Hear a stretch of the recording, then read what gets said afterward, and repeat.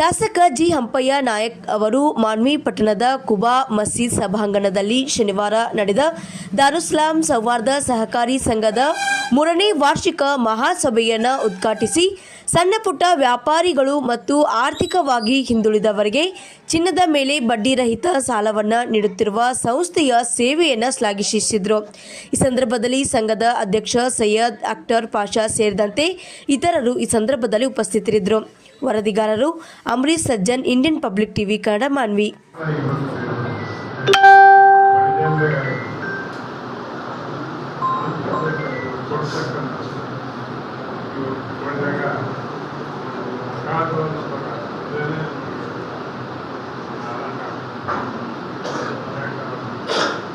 ಅದೇನೋ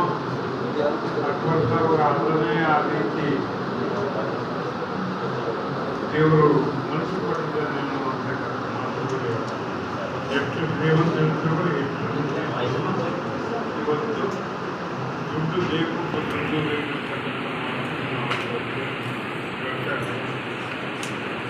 ದುಡ್ಡಿಗೆ ಬಡದಾಡ್ತಾರೆ.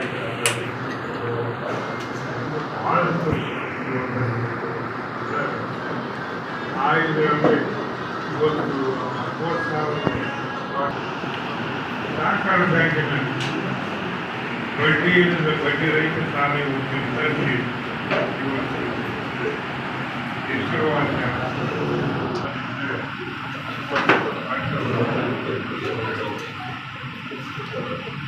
ಬಡ್ಡಿ ಕೊಟ್ಟಾಗ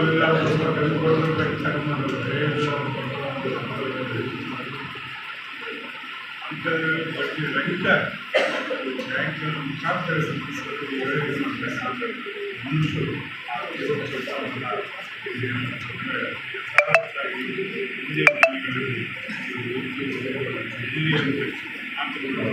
ನಾವು